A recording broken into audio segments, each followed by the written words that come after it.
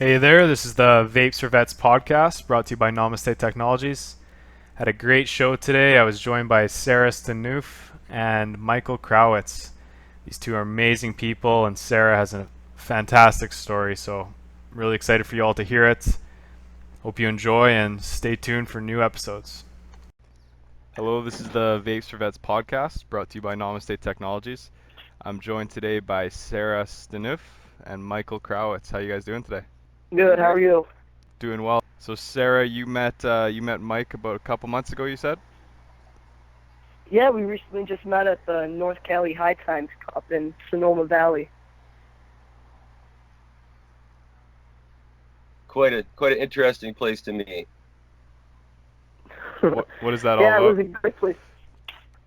Well, I was there speaking on the High Times Veterans Cup, the veterans panel there, and I was there just to basically educate, try to gather resources to help create social justice and public health care reform. And it was a surprise to see Mike because Mike worked a while back with my cousin Mark DePasquale, who is founder of Veterans Cannabis Collective in Rochester, New York, and also of 710 Hygiea hand cleaner. And I know they worked on a lot of bills together and tried helping out the veterans through the VA to get safe and equal access to cannabis and be able to talk to doctors. So I know Mike's been an inspiration to a lot of us in the veteran and in the cannabis community. So it was quite an honor for him to show up. And I was like, oh my gosh, what are you doing here? So it was an experience within itself to be at the High Times Cup because kind of going to California, it's like a hurt puppy dog looking through the fence as a New Yorker. It's like, oh my gosh, all the stuff you guys have here as opposed to the restrictions that I have here in New York where we don't even have flower as part of our medical marijuana program. So it was an eye-opener and a shocker to be there, as well as an honor to partake on the veterans panel to help share my story and share my testimony about cannabis saving my life, and also connecting with other veterans to, like I said, create social justice and public health care reform. And then Mike comes in, and it was just one of those moments where it was just everything aligned for a reason. And for somebody like myself who just started up an LLC, and at the time was starting up an LLC, and is now looking for 501c3 paperwork and encouragement and guidance, it was kind of just like, this is happening. All right, I got to pick this guy's brain. And it was just an awesome weekend to experience it all.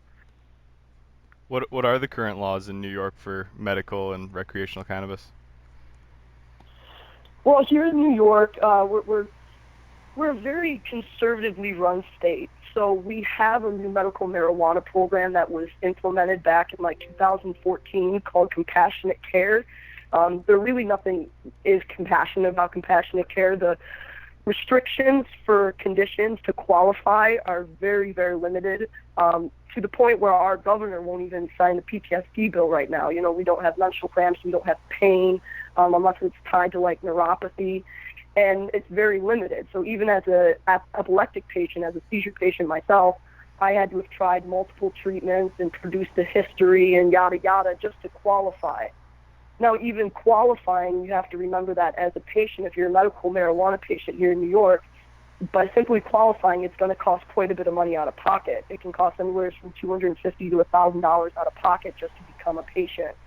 And then monthly, the cost for medicine is anywhere from $1,000 to $2,000 per patient each month.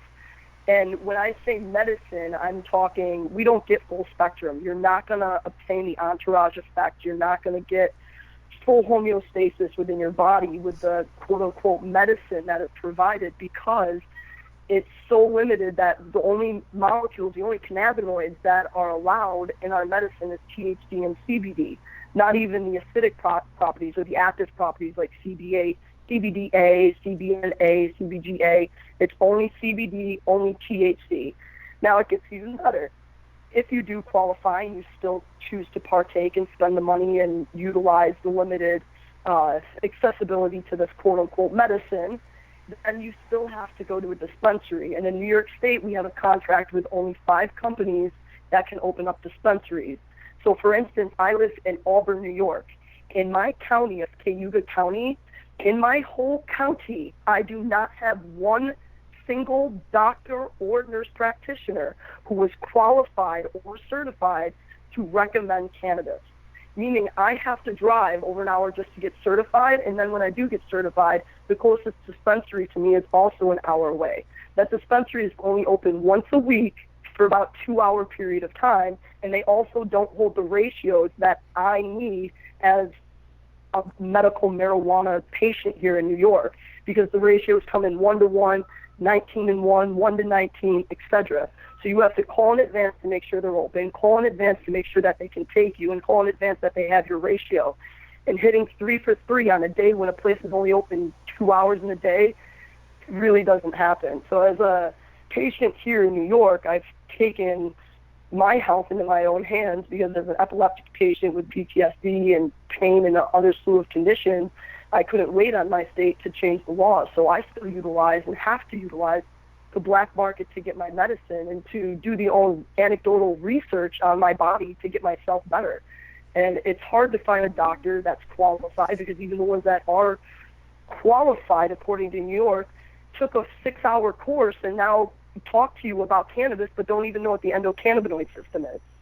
So it's very, very hard to find something reliable. It's very, very hard as a patient to find trust within a system that doesn't seem like it's helping you. So New York is very restricted. We're in a very monopolized state that's very industrial, to the point where our governor is signing every industrial hemp bill that comes across his desk, but Governor Cuomo won't look at any medical bills. He hasn't met with a single caregiver or patient since compassionate care passed 2 years ago. But every hemp bill that comes across, it's all about industrial, it's all about money, it's all about production. And I'm sitting back here as an advocate going, I don't want you to legalize anything. I don't even want you to legalize cannabis here. I want you to decriminalize it, because legalization still means taxations, regulations, so on and so forth, that they want to align with the alcohol and drug enforcement, that they want to align with the DMV, that they want to align with all these programs to increase their tax revenue and really take away the freedom still from the people. So while he's signing all these industrial bills and not putting forth any time or energy to help out the medical marijuana program, a lot of us in New York are just taking things into our own hands and making changes ourselves, to include what Mike and my cousin did on that bill with Senator Gillibrand. So we're coming along baby steps here, but it definitely is a battle. We have our sleeves rolled up. You said on average it costs between $1,000 to $2,000 a month just for people to have their medicine. Up here in Canada, that's closer to $1,400 a month, and you guys don't get any reimbursement for that product, do you? No, not at all. Veterans don't even get priority or safe access. Veterans don't even get discounts. It's up to the individual dispensaries themselves on whether or not they choose to provide discounts. The only type of reimbursement or discount that may be given is when you initially file through the program, that your filing fee could be waived if you apply through the state. But other than that, no, the medicine is not based on income. The medicine is not based on senior citizen or low income or veteran access. It's simply one cut, and sometimes if you're lucky, you may get a dispensary that may give you 10% off or something like that if you're a vet or a senior citizen. So other than that, no, it's very restricted, and it's not, I want to make it clear that it's not the doctor's fault at this due to the lack of education, and it's not necessarily the fault of the dispensaries either. I know a lot of people at the dispensaries are trying to, or people are pointing at the dispensaries like, what are you guys doing, and this and that, and the system was set up here in New York for failure. The system was set up so that it wouldn't be successful. And when the bill got proposed in 2014 to create this medical marijuana program and the list of conditions that went along with it, and to include the access to it at the dispensaries, what happened is a bunch of moms from compassionate care basically got sick and tired of how New York was running, and took their sick kids to Albany, to our capital, and said, make some changes. Well, what they didn't realize, and what nobody cared to take the time to educate themselves is when they turned their back, Governor Cuomo took that bill and he wrote amendments to it, some backdoor amendments to the bill behind closed doors in Albany. And this bill got passed that it's so restricted that it doesn't help anybody. You know, there are no ways that taxes get back and hit the municipality threshold and go back to the state. Like, there is nothing like that. It's just they take the money and the money sits there, but at the same time, the dispensaries aren't really making money because they don't have patients. I mean, it was some dispensaries waited over a month for even a patient to walk in the door because there was just simply nobody qualified to go and get the medicine. I mean, we recently just hit like 11,000 patients, just jumped up to 20,000 because a few conditions were added, but we were plateauing on like 10,000 patients in New York State, and we were sitting on that for over a year. 10,000 patients in a whole state. Now, mind you, we have 990,000 veterans in New York State. 72% of us have served during the time of conflict.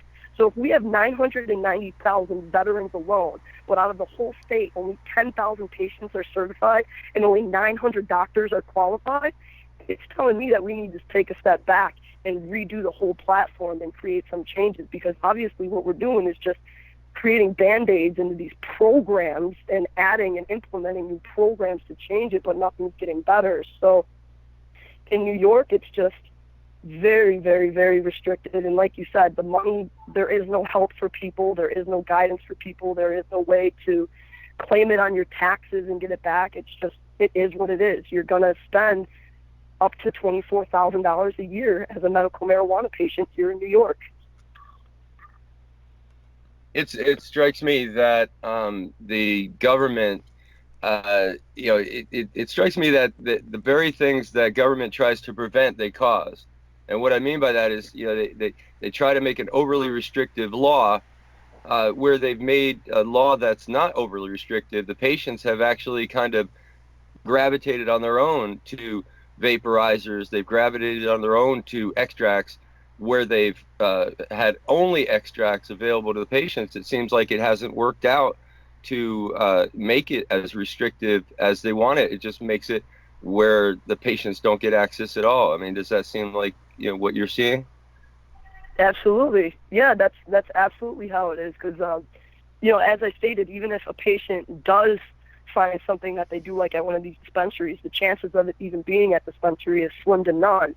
And even the lack of consistency within itself. So even if they go and they find something that does appease their elements or conditions, to find that consistency every month to be able to go back and get that same medicine also isn't happening. So like you said, people are just taking initiative and putting their health into their own hands. They're like, okay, I've tried it, I've dabbled with it, it's working.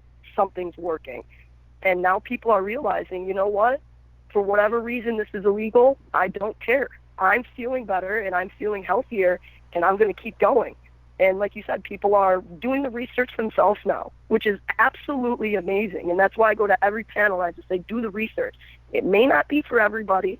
I can't sit here and say it's going to be for everybody. It may not be for everybody. I know it was for me, and I'm going to sit here and preach to the day I die that it was. But all I ask is that everybody does the research.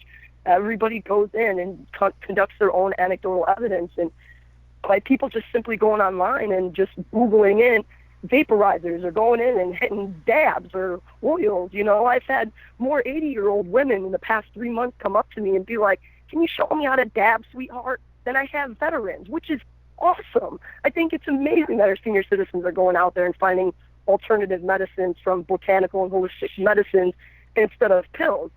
And because of this, it's mind-opening to see the communities and see the people come out, and it's given me motivation and strength and inspiration, if anything, because I'm like, you could tell the education is coming through, the evidence is coming through, and the people are paying attention to it, and they're doing the research and spreading the education, and it's awesome. I think it's great that people are now taking things seriously and entrusting their health into their hands as well, not just going to a doctor anymore and accepting whatever the answer is. They're challenging it. They're getting second opinions. They're doing their own research. And like you said, it's only a matter of time before people just switch inevitably. I mean, people will adapt to their environment. And if our environment is sitting here pushing education and we're getting healthier, I really think that people are going to start taking medicine in their own hands.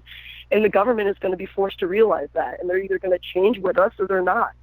But I see the progress, and I'm happy about it, and I have faith that it's going to continue to go, and that there's going to be some federal changes coming soon to the U.S. Fingers crossed. Yeah. Is there anything in the works in New York right now? Do you guys have any bills or changes for bills going in right now? Yes, absolutely. We have currently the Senate already passed it, so the governor is sitting on it right now. It's our PTSD bill, as I stated, to have PTSD as a condition for veterans as well as patients out in the civilian world, because we got to remember that a lot of civilians suffer from PTSD as well and may not even know it. So PTSD is under one of the list of conditions currently. Menstrual cramps is under it. We're also looking at dementia and Alzheimer's. And I know Smart New York with Cannabis Culture Association and Drug Policy Alliance and a few other organizations have implemented bills for legalization purposes to grow and have possession of actual cannabis flower. But as of right now, nothing is passed. It's just kind of sitting on the desk right now. So that's why it's very important that people, like I said, get involved in educating themselves in what is out there and what our politicians are voting on, and make sure they don't do the backdoor amendments. And people also need to get in on some level of politics, whether it's going to a board meeting and sitting on a board meeting at their local town committee, or running for mayor, or going lobbying and talking to their senator or assemblyman, at the state capitol. Right now, it's definitely important that people get in and figure out what bills are being proposed. Because I know here in New York, we have a slew of bills left and right that are being brought to lobbying, and it's really, really important that you know which ones. Like I said, me personally, I'm not for legalization, especially the bill that we have right now in Albany still spells it marijuana with an H. So I'm like, the naivety behind a lot of the bills that are still being implemented, with not meeting municipality thresholds, with taxation hitting at different departments that I don't agree with, to include the DMV and alcohol, and the regulations that are before them. I'm not really backing a lot of them, but there are several bills as right now that people are taking initiative to make steps to make changes here in New York. But it's a slow process, really slow process. Well, Sarah, can you tell us a little bit about your history? You're a veteran yourself. Yes, I'm a retired Army veteran of 4 years. I was a 15 Romeo Apache crew chief. I was stationed out of Fort Drum for most of my career. I did one tour to Afghanistan, and prior to my tour, I sustained a head injury, which caused me to have epilepsy. And while I was downrange, I also just sustained part of a back blast. And during that time, where my body was going under some weird changes and some chemical imbalances, it was also a crappy time that they also ran out of my seizure medication downrange. So I ended up having a seizure downrange and got medevac to Landstuhl in Germany, where I had to stay there for about 2 months until the seizure stopped and I was stabilized to fly home and go to Walter Reed. And when I came back here, I fought to stay in the military because, of course, a med board was being implemented, even though, I found the rules and the regulations to combat the seizures so that I could deploy and then getting back. So it was a lot of build-up, a lot of anger at the time that I thought I had, which really was pain and sadness, because we know now that anger is a secondary emotion. So at the time, I displayed a lot of angry emotions and built myself up quite a bit during trying to fight the med board. And during that process, while trying to figure out what medicines were going to keep me from having seizures, I ended up turning to self-medication. And it started off with pills and then went stronger. I turned to cocaine just to create happiness in my life. I turned to it because it pleased me. It made me happy. It was my best friend at the time, and it was something that made me function, because I was so messed up from everything that was happening in my life, to include the PTSD and the epilepsy and not sleeping, not eating, going through a breakup, and it was there, and I did it. And for some reason, my chemical imbalance in my body made that drug seemed appeasing to me, because I wasn't seeking the help that I needed. So eventually I also turned to alcohol, and with the trifecta of all of it, with the drugs, the alcohol, and the PTSD, the epilepsy, with that trifecta of condition, it went into a downward spiral, and eventually I got medically discharged in May of 2013 for PTSD and epilepsy and chronic pain. And upon getting out, my life was still messed up. I was still on drugs. I was still an alcoholic. I didn't get out any better retired. If anything, I got out worse, because now at this point, I'm out of the military. My dream job's gone. I'm feeling useless. I'm feeling pathetic. I'm feeling worthless. It wasn't what next. There was no goal plan. There was nothing to implement, because at this point in my life, from somebody who comes from complex trauma, meaning that I come from trauma all the way from childhood up, from, being molested as a child to living my teenage years as coming out of the closet as, a LGBTQ lesbian and, leaving my home at a young age, to going into the military, which has been my dream since a childhood, to now being kicked out medically. And it was just like, I hit survival mode at that time. At that time it wasn't, oh, what are your dreams? What are you going to do now when you get out of the military? It was, how am I going to live today? And while I was in the military, I tried suicide twice, and, thank God I was unsuccessful those both times. But, and in the back of my mind at that time, it wasn't, oh, thank God they saved me. It was, holy crap, I can't even kill myself correctly. So to throw that on top of feeling worthless, it was really a hard time for me when I got out. And, when I finally met my wife and my son, it provided me some gratification and hope, but at the same sense, I wasn't changing and I wasn't improving. I wasn't getting better for me. And I had to dig deeper. And that's when I went to my wife and I said, listen, every single day I'm up every night.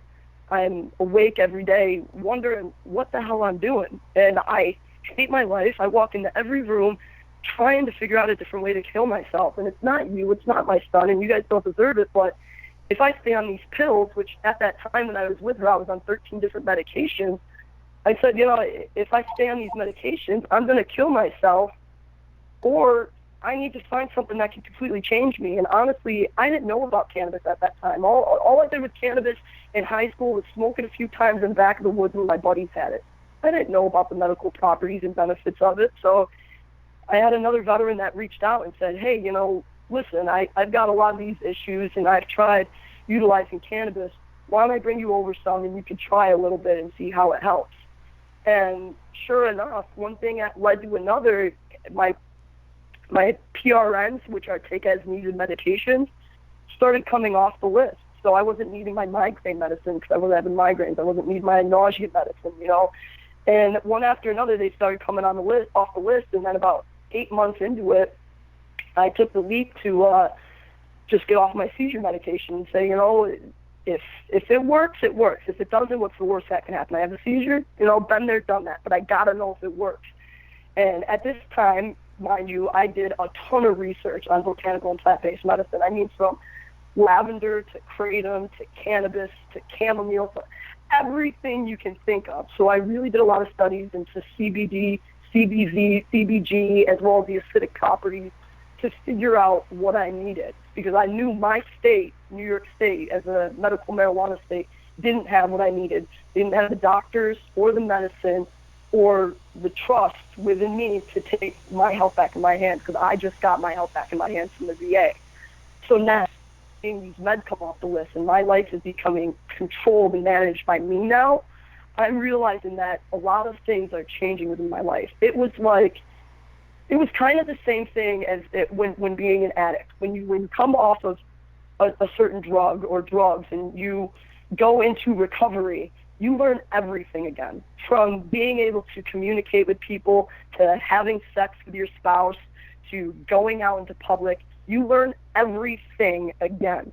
So when I got off these pills and I turned to plant-based medicine, my life has been changing drastically. And it has been an emotional roller coaster. It's not something I could sit here and go, God, it's been great and awesome. And yeah, it has been a ride, to say the least, and I'm thankful and grateful to have such a supporting spouse and wife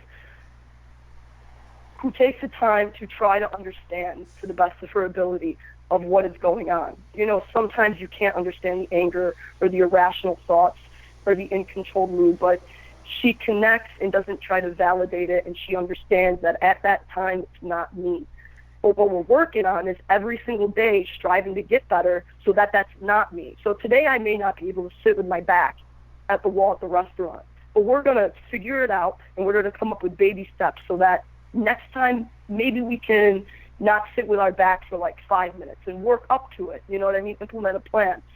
So it hasn't been one of those rides where I could sit here and tell you it has been all sunshines and rainbows, because there has been stress and heartache and tears, and it has been difficult. But at the end of the day, when I sit back and I realize how much my life's changed and how much I can sit back and claim acceptance, and I can breathe, and I can talk about it, and I can be weak and not give a damn if somebody has something to say about being weak. You know, I can face the judgment and scrutiny now, and I feel healthy, I feel happy, and that's where society makes me strive to be better. So that's where society has me and my wife sit there looking eye to eye going, all right, it's still hard, but we're getting there, we're getting better, we're making it worth it. So it's been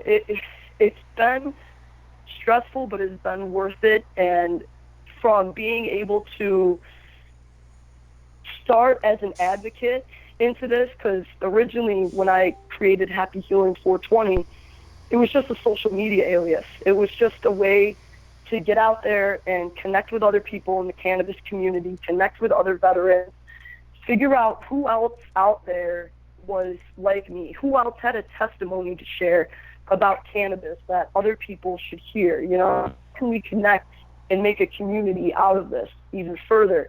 And when I met Derek from New England Veterans Alliance, you know, he looked at me and said, you know, what are you doing helping out all these other organizations, which is great. Collaboration and networking is awesome. He goes, but you could start up your own entity. You know, you could start your own and help out people in New York and so on and so forth. So Happy Healing 420 kind of expanded from there, and I started going out to veterans panels, speaking on podcasts and radio shows, writing magazine and newspaper articles, going to Albany to lobby. And recently I just turned Happy Healing 420 into an LLC, and hopefully within the next few months have a 501c3 nonprofit open for veterans, because my long-term goal is to have a self-sustaining veteran community where veterans can come and seek empowerment and education and skills to develop whatever their passion is, so that we can create jobs and entrepreneurs and successful members of the society. So since I've been out into the movement as an MMJ patient and advocate and enthusiast,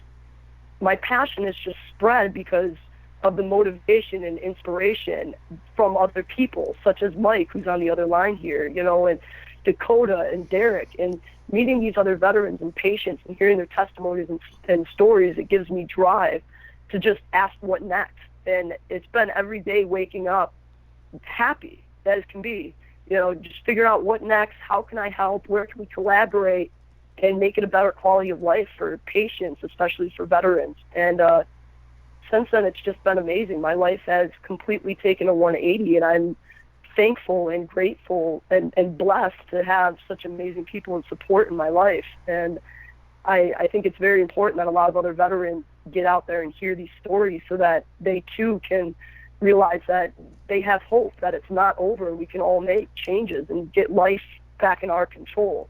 And that inevitably is my goal, is to help out as many veterans as I can, and to start up the self-sustained veteran community. You know, what you're saying reminds me of Nurse Heather Manis, Trace. You know, she came up with this concept. I guess she came up with it of post-traumatic growth. You know, the way I see it, you know, post-traumatic stress tears people down, alienates them from their family, friends, and their community. And with cannabis, somehow you turn around and you're learning from the post-traumatic stress. It's helping to teach you. It's helping to, you kind of using it as a tool to help the community, help your family, and you kind of rebonding and finding a new path. I mean, that's how I see post-traumatic growth. I mean, what you know, what do you think of that? Absolutely. You know, I I think one of the greatest things, and Mike, I know from High Times, another fellow that mentioned it, that, you know, when you utilize cannabis isn't, it's not like one of the pills. You don't Band-Aid it.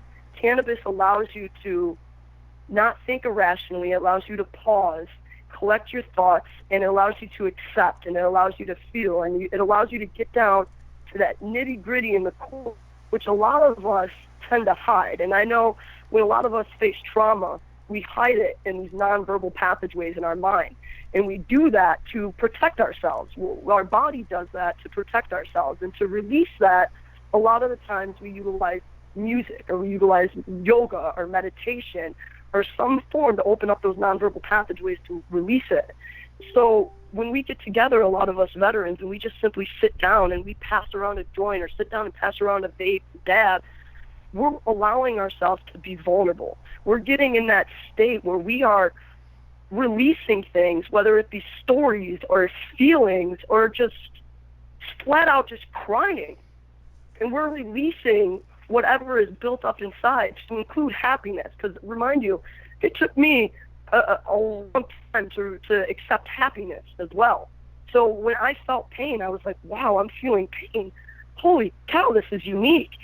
And when I felt happiness, a lot of times it can come off in different forms, as anxiety or stress or even anger, because we don't know what to do with that happiness. Because so for such a long time, I wasn't happy. So now when the emotion happened, I was like, whoa, what is this? Holy cow, what are you doing, you know? And I was portraying a lot of my emotions negatively because I didn't know how to control it. So cannabis allows me to think rationally, it allows me to accept, and it allows me to say, all right, this is what I need to do, and let's talk about it. And from that, I've been bringing up things and exposing things that I didn't even know I had hidden in my mind. You know, smoking a joint with a friend in the woods and walking over rocks and then stopping in the pavement, and, you know, the friend turning to you and being like, Sarah, what's going on? And I'm like, dude, I just feel mad. Like, I just feel mad right now. And we smoke another joint in the parking lot, and we talk about it. And instead of me going home mad and taking it out on my family, which I would typically do, I'm in the parking lot process going, God, Afghanistan was filled with rocks, man. That's probably, you know, and then we joke about it a little bit and be like, yeah, that's the trigger. Okay. And it allows you to realize those triggers and think about it and accept it. You don't Band-Aid it. You accept it and you forgive it and forward. And I completely agree with you that cannabis has allowed me to heal with my PTSD because I'm accepting it. I'm knowing what happened. I know I can't change time and go back there, but I'm talking it. And if I have to tell that story 600 times for me to accept it and to get into my head, well, then I'm going to say it 600 times over a nice joint and some tears and some laughters with my vets, and they're going to do the same thing. And we're going to continue to do that. And then we see this release, we see this gratification, and it's amazing. Like you said, it's healing yourself because you're allowing yourself to be vulnerable. You're allowing yourself to accept it. And the plant helps tremendously with that if you allow it to. In your opinion, Sarah, like, what are the biggest dangers from the prescription pills and post-service issues? Well, the pills within itself, I mean, I don't want to deter people who do need medication to not go and seek help that they need. However, for me, I believe that pills should be a last resort. I believe cannabis and holistic medicine should not be a last resort. It should be first and foremost with therapy and proper treatment to include counseling, EMDR, exposure therapy, etc. The problem I have with pills, and especially with the VA, is that when a veteran goes to the VA, you typically see a multitude of doctors. You have to sign in here, you have to sign in there, you have to sign in here. Not many of them cross over their little research to see what you're on or taking. Not a lot of them know the conditions. Not a lot of veterans know their own conditions. So when veterans come back, good luck getting a lot of them to say or admit that they have PTSD. Good luck getting a lot of them to admit that they have pain. A lot of them won't even know that they have pain because they're still living in such a hostile and stressful environment that they're not even probably going to feel their pain or their chronic issues until their life kind of plateaus out, or they get on the pills and they start feeling a list of other conditions that are coming forth. So for me, what the medication did is it started and then went to 13.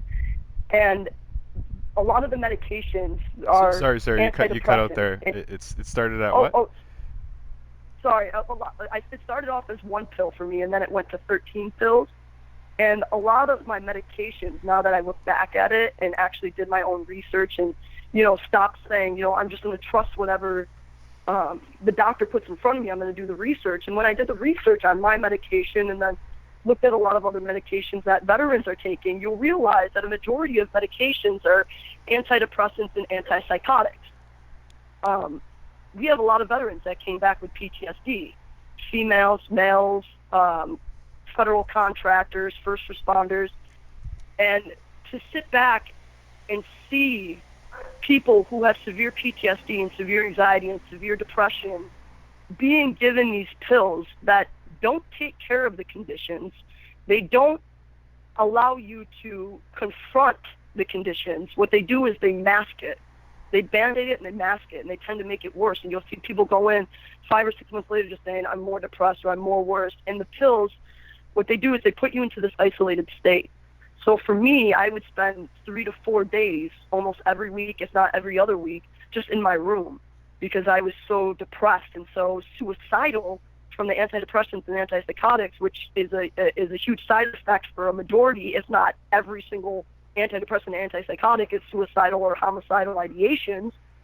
So I was feeling suicidal. Like I said, I could not walk into a room without thinking of every single object in there in some way to kill myself. So for me, in my perspective, stepping back, looking at the medications and looking at the veterans that are coming back, I want, and what I would love to see in a perfect world is to everybody step back and for nobody to go in and say cannabis is the cure, and for nobody to go in and say pills are the cure. I want an unbiased platform for research to be conducted so that veterans can get the proper care that we need.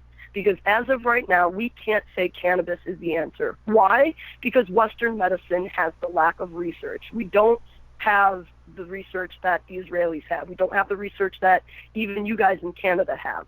We have very limited research, and we have very limited trust within our system. So what I want to see is an unbiased platform to be conducted of the research that's provided. So get the veterans, get the medicine, and let's conduct it.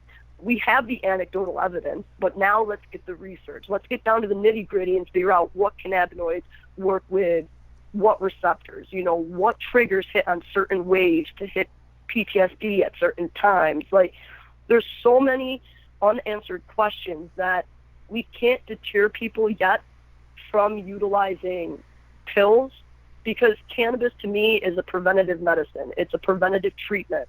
And if people are already past that preventative state, then people may need more treatment than we may know. However, I think cannabis should be a first-line treatment, along with, like I said, EMDR, exposure therapy, simple counseling, just talking therapy or groups. So I think a whole reform is needed in regards to public health. I think in what we consider to be abuse and addiction and mental health in general. And I think an unbiased platform needs to be conducted so we can have the research, so we're just not being blindfolded anymore trying to shoot a bullseye, giving advice or opinions on crap we really don't know about. That's the personal opinion on it. Yeah, it's a tough one. We're dealing with a system that calls millions of personal experiences anecdotes and just kind of doesn't even consider that a weight of evidence at all. Yeah, exactly. And we can bring forth that tool of medicine, but if it's not research-based, they're not going to look at it. We can line up children and senior citizens and first responders and veterans all day long here, but they don't care because the research isn't conducted. And that's why we're sitting back going, okay, well, conduct the research. Provide us that unbiased platform, with Nobody going in with opinions, and let's get the truth out. Let's figure out what is best for the people, what is best for our patients. Well, we're not doing that, and that's the sad part, truly, in all of it. Well, Sarah, I had an interview with Dakota a couple days ago, and he's actually the one who introduced me to you. And from reading your bio and stuff, he said you've been a part of a lot of organizations, um, Cannabis Culture Association, Happy Healing 420. Can you tell us about some of these? Absolutely. Cannabis Culture Association is a minority-based organization out of New York City. Excuse me. They run monthly events to include workshops at an affordable cost, meaning that a majority of the people that walk in that door are based off of scholarships. So we go down to the nitty-gritty and make sure that the people in the communities and the grassroots are coming forth to get this education and knowledge as well. And we have profound doctors and politicians and lawyers and business owners from all across the country that come to our workshops to speak and provide guidance and information. And we help people of all minorities, to include the Latino, Hispanic community, the Black minority movements as well, to include the LGBTQ community, to include veterans. So any type of minority group that's struggling to get access, we put forth to help out the little man that doesn't really have the voice with all these other entities.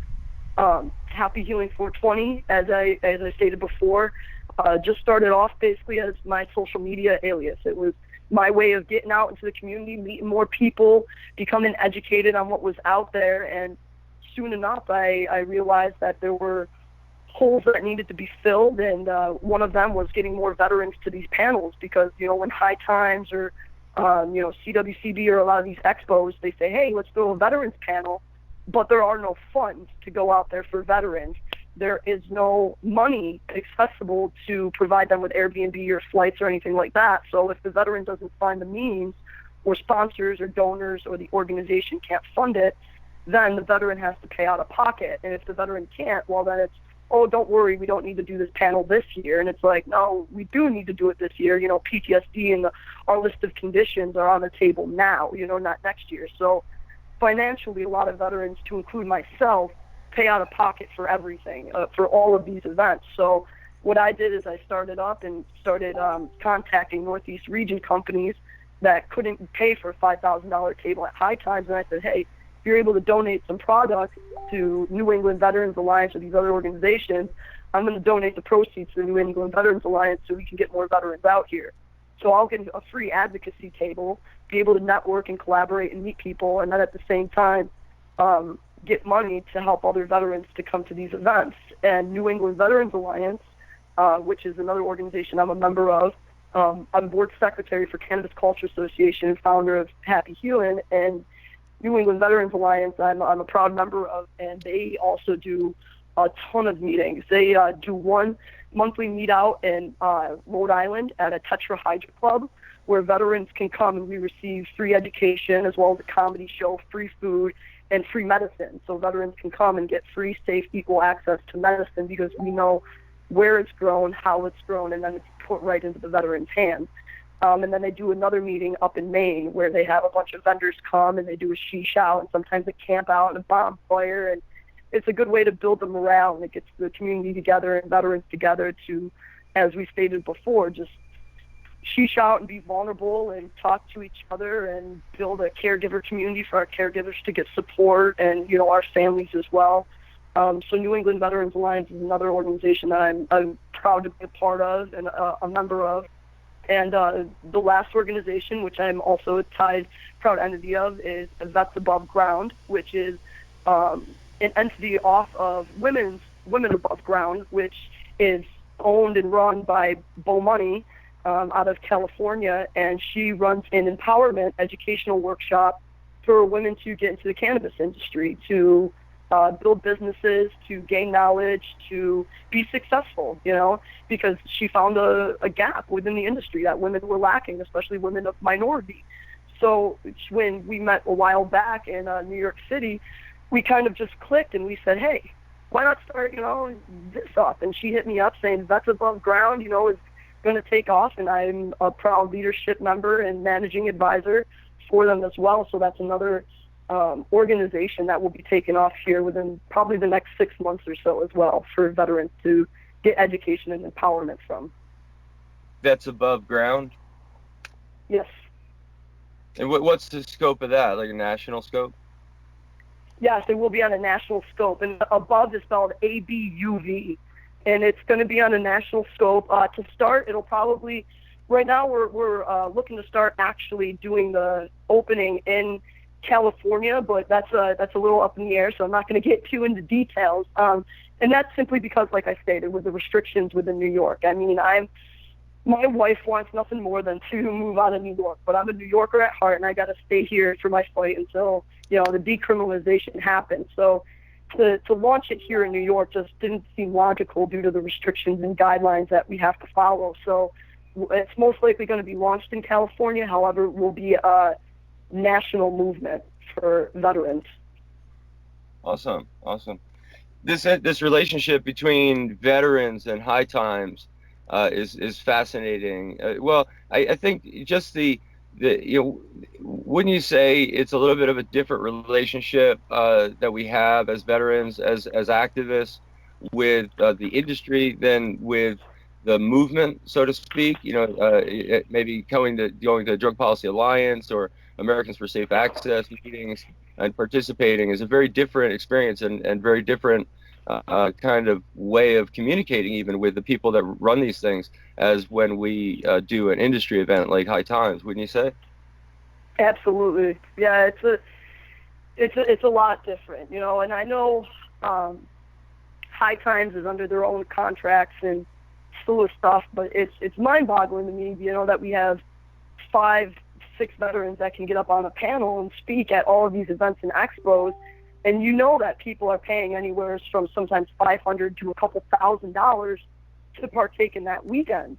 And it's mind-boggling to step back and say, you know, these guys aren't like the rest. A lot of these guys don't have sponsors and donors. These guys just saw problems within the community and saw issues within the veteran community that needed to be addressed, and they started up their own organization. But now these entities are struggling to get there, and it's mind-boggling to see that, or hear that there aren't funds available to get veterans to these events, you know. And like I said, I have a patient wife who allows me to finagle with my finances quite a bit so I can get there. But yeah, from the grassroots movement down to the nitty-gritty, when it comes to lobbying or helping out Drug Policy Alliance or all these other organizations, it is definitely a lot different than partaking in a higher-end industry event, as you would call it, such as High Times. So it's a lot more costly.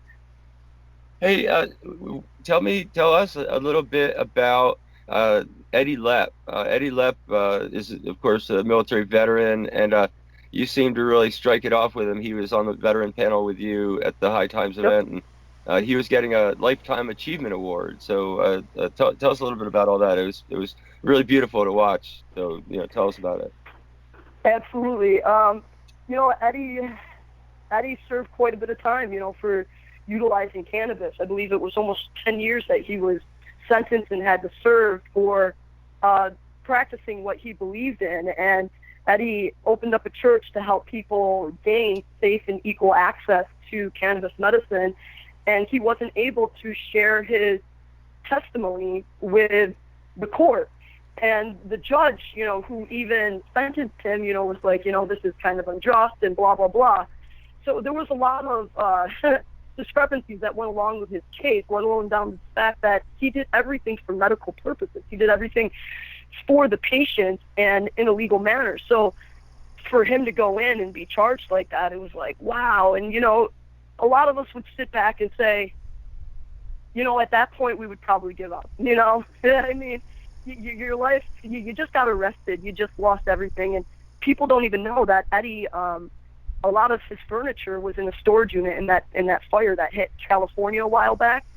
And while Eddie was in jail, he lost everything in that fire, everything in the storage unit, and obviously nothing got replaced or anything. So this guy, Eddie goes out of jail, and he's literally has just the support of the community and the love of the community and people there for him. And through his whole time, he was still fighting, figuring out ways to help, and figuring out ways that when he got out, he would still take initiative and push forward with what his original agenda and mission was, and that's to create a church, which is a non-judgmental, safe place to be free and open and utilize cannabis, and really get down to the nitty-gritty and fix the community. He created this church and this entity so people can get together and also obtain safe and equal access to medicine. So Eddie kind of got out of jail and then did all this, and we're like, holy cow, this guy's still hitting the ground running. Like, he's still at a sprint and ready for this movement to take off. And it's just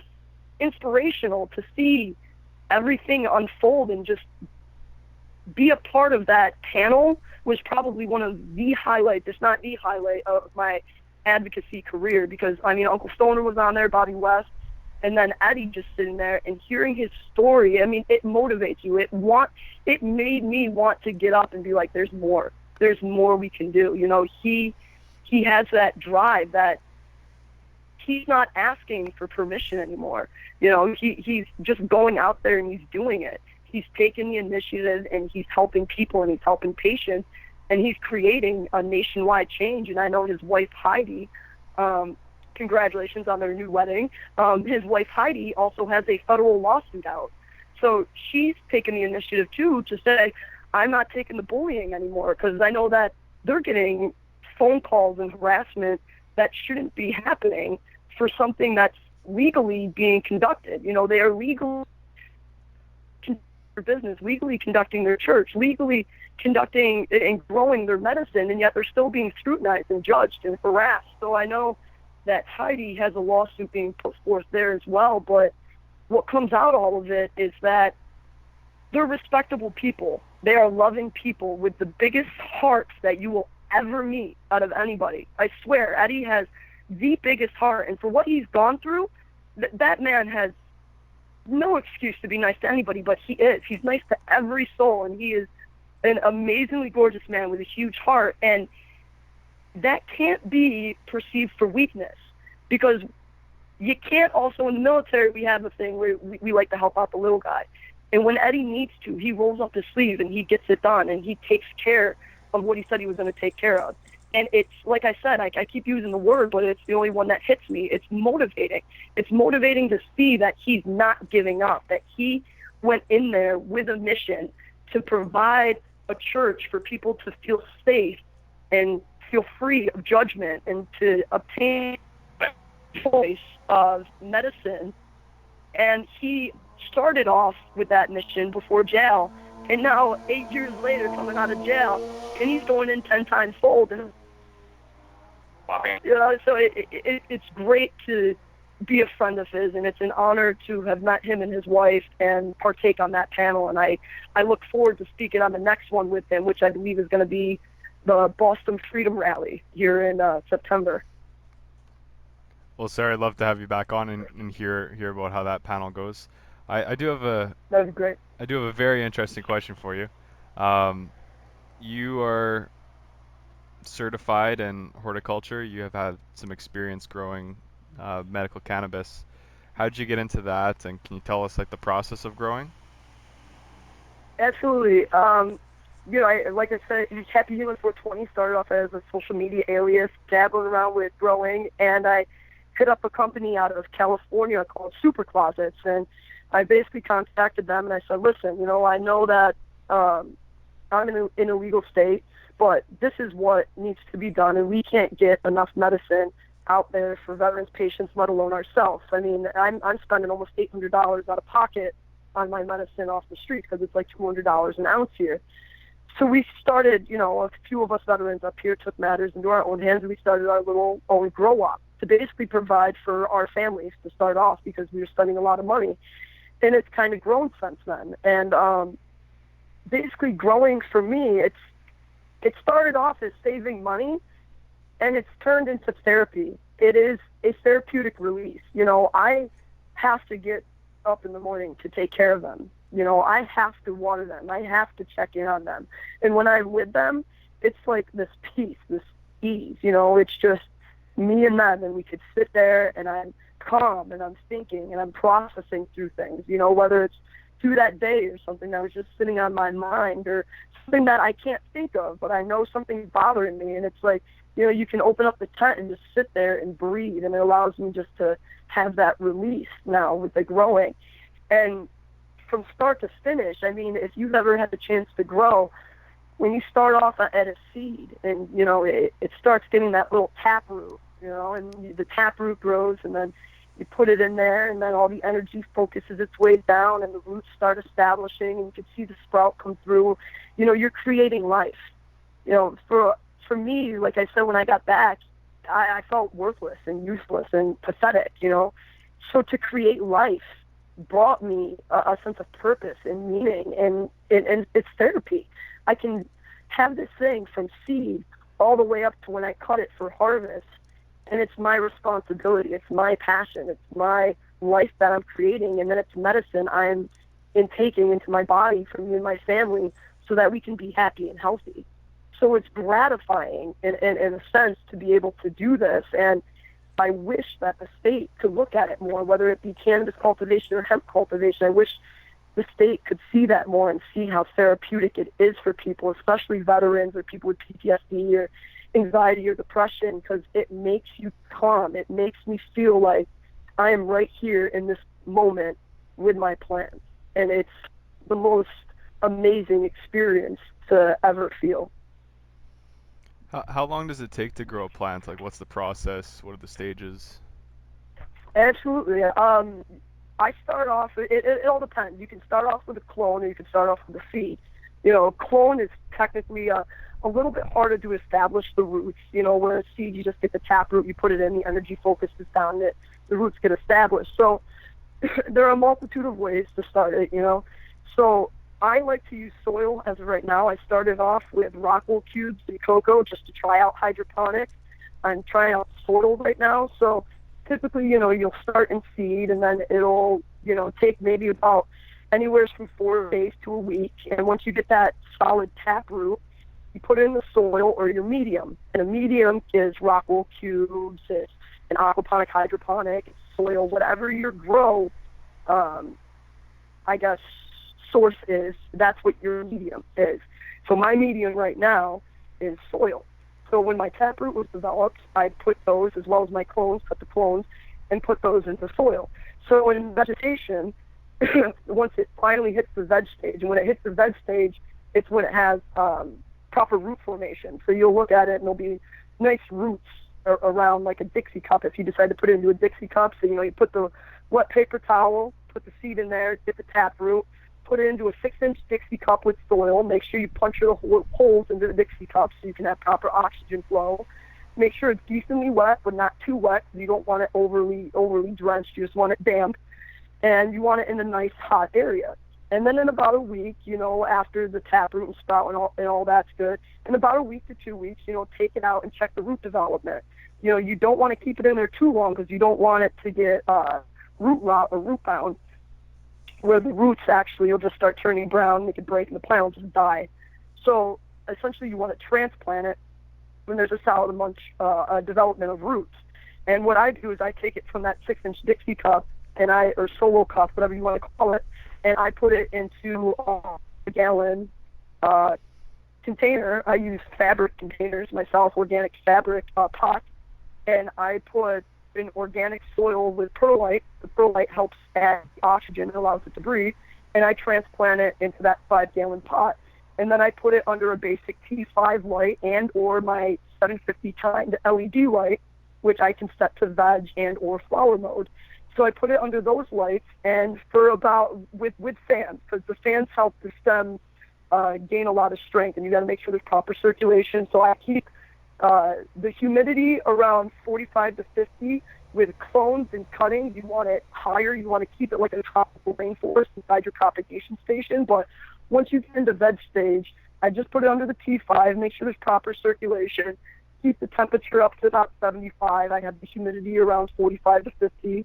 And then I keep them in veg, and they last in veg for about 8 weeks, you know, give or take. All plants are different. Sativas, Indicas, how you're growing them, it's all completely different in according to your liking, and it also could depend on the feed and nutrients that you're using as well, because some things can, like if you're using nitrogen, you can have plants that are a lot bigger than what I'm using, or if you know how to use CO2 properly, like if you know how to use CO2 properly, your plants may excel faster than mine. So you have to do research, and you have to know what you're also growing, and just keep an eye on it. You kind of get a feel for them. I mean, I just turn on music. All of my girls have different names, so they all got different names. They all like music.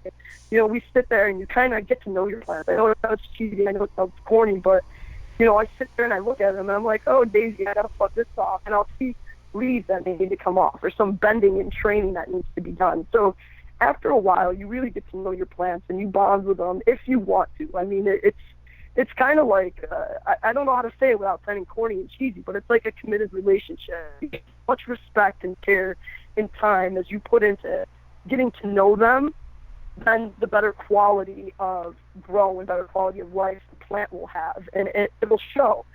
So after I keep them in there for 8 weeks or so, about 2 months, then I move them over to my flower tent. And my flower tent, they can stay there for from 9 weeks to 11 weeks in the flower tent. And then you're breaking up a little bit, Sarah. And they go over and they go straight under my kind LED light into the flower.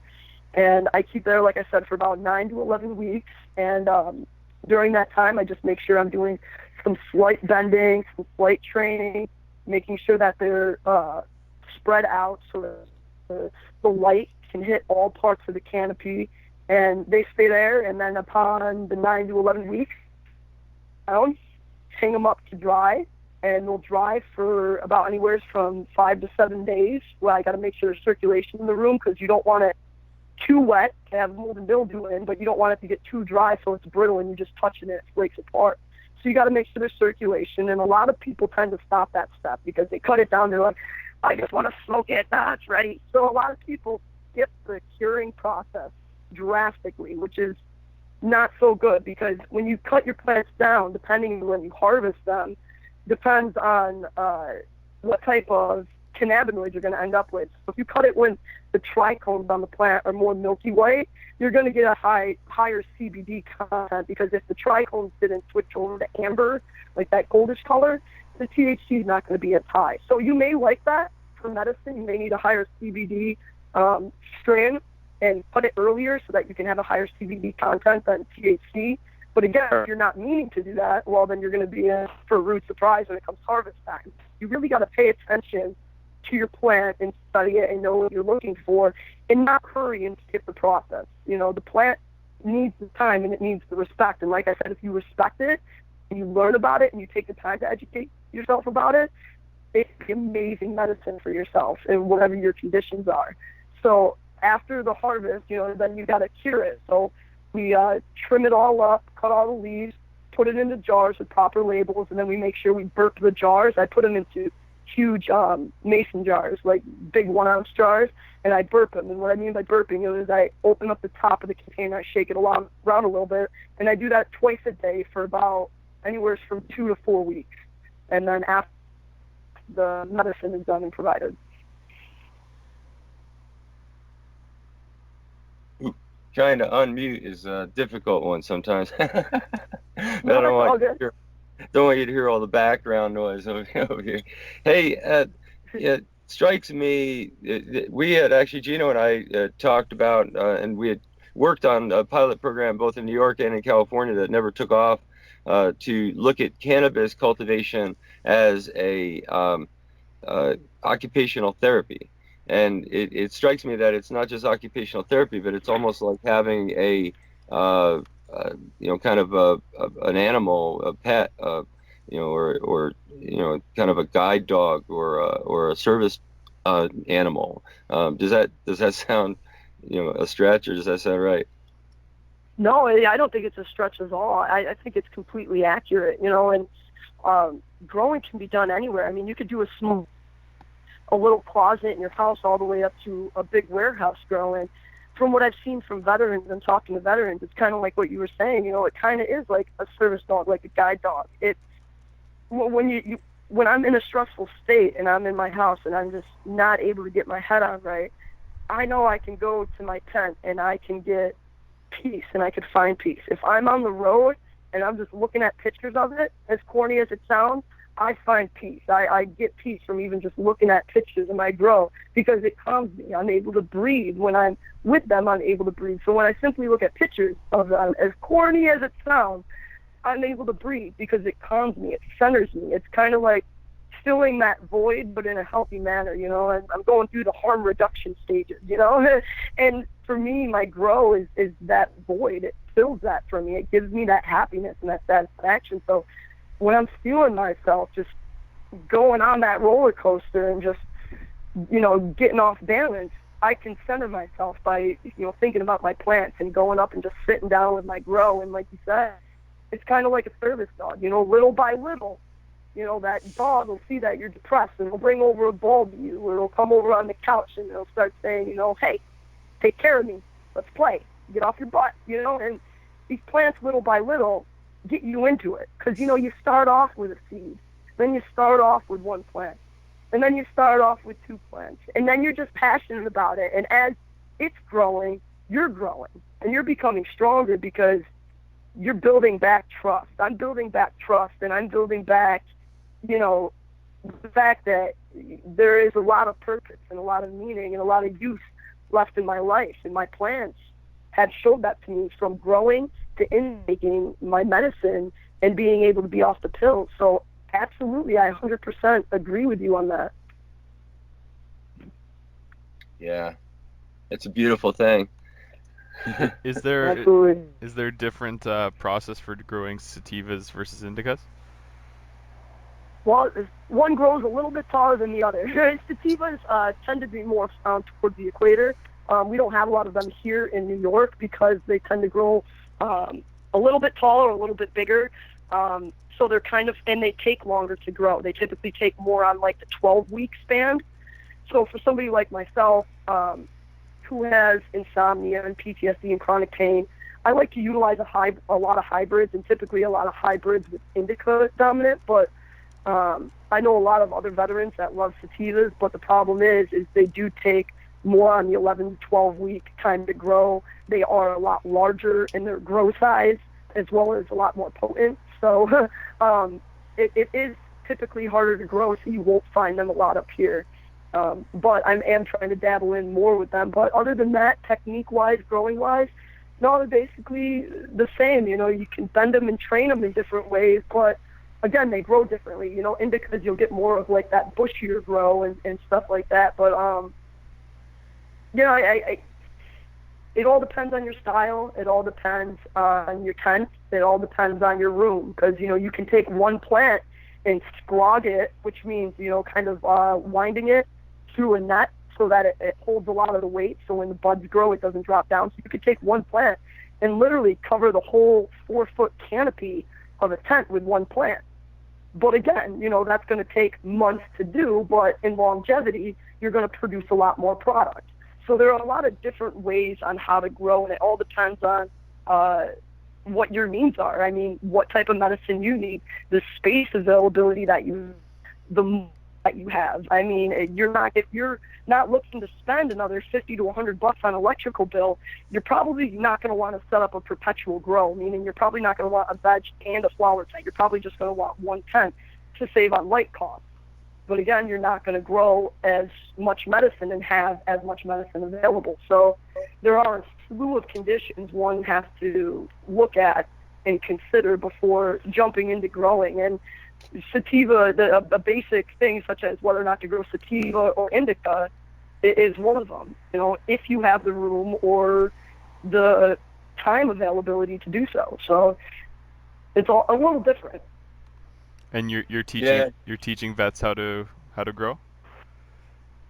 Yeah, up here, I mean, I'm not even like the quote unquote, I don't know how to say it, like the main grower. We got another guy up here named Dennis, who is an amazing grower, and another gentleman named Gabe, who just recently actually got side sponsored by another company that I won't put it out there yet. I'll let him do it, but he recently just got side sponsored by another company to get soil and products like that to make sure he can get a nice, healthy, organic line and nutrients line so he can grow for veterans. So out here, we always make sure that we have seeds readily available. We always make sure we have clones and soil in the starter kit. So any veteran and or patient or caregiver that came to us and said, hey, we want to start growing at home, whether it's to save money or to find something to do to fill that void and create therapy, we help them out to the best of our ability. And we do the same thing like I did with you. You sit down, you talk about cost, you talk about available space, you talk about their end goals, their conditions, what they may need, and then, you go from there thinking out the best possibility, and then we hand out the medicine in the safest and most free manner that we possibly can. Do you have any important dates coming up for any of your organizations? Well, we have a few meetings that are coming up in the next month. At the end of each month, on the last Tuesday, the New England Veterans Alliance in Rhode Island, in Wakefield, Rhode Island, at the Tetrahydra Club, they throw a veteran sheesh out, and it's open to everybody in the community, but veterans get in for free, and veterans also get free medicine, and there's a comedy show and food and all that. And they will also be doing an event in Maine next month as well. Time to be announced, but they'll be doing another camp out and cookout in Maine. Coming up in September, we have the Boston Freedom Rally, which I'll be speaking on with Bobby West, Uncle Stoner, as well as Eddie Lepp and a few other guest speakers. I will also be speaking at the CWCB Expo in Boston, and that's going to be in September as well. And we'll be speaking more on the business aspect of, it's a veterans panel, but we'll be speaking on the veterans aspect of how they started up their businesses or their organizations or LLCs, and try to encourage other veterans to do the same. So that panel is going to be focused a little bit differently than a testimonial-based cannabis approach, and more of how to empower veterans to get into the business aspect of it. So we have quite a few events coming up, and definitely if people want to check in my Facebook page or on Happy Healing 420 LLC or any of my Twitter or Instagram accounts, I'll definitely be posting up-to-date expos and events and panels on there as well. And love to have you back on here to follow your progress and just keep spreading the word on what you're doing. Absolutely. I really appreciate this opportunity, and I'm thankful for what you guys are doing, you and Mike over there, and it's an honor to partake in a show that's so far away from me, but yet we can bond and collaborate and connect on a lot of the same struggles. So I appreciate this time and opportunity to partake. No, it's great having you on, Sarah, and thanks again for taking the time to tell us all this great stuff. Mike, do you have any further questions before we call it a day? Oh, no, not at all. But I got to say that as you were speaking, Sarah, it all of a sudden kind of crystallized something that had been working in my brain, I guess, for a long time. But I finally envisioned, the VA of the future with, they've got a greenhouse in the back, growing cannabis. They already have the greenhouse. They're just they're growing like tomatoes or whatever now. You grow some cannabis Yep. back there, the tomatoes. And I think tomatoes and cannabis probably go well together. But anyway, instead of making Eiffel Towers out of popsicle sticks, they can be making Eiffel Towers out of hemp sticks in the occupational therapy lab. And every once in a while, instead of taking tomatoes home, they can take tomatoes and buds home. So that's the VA of the future that I'm seeing. That is awesome. I love that vision. That vision is a gold one. Go there, grow, learn how to grow, seek that empowerment, and be able to take it home with you. And I don't think your vision is too far in the future.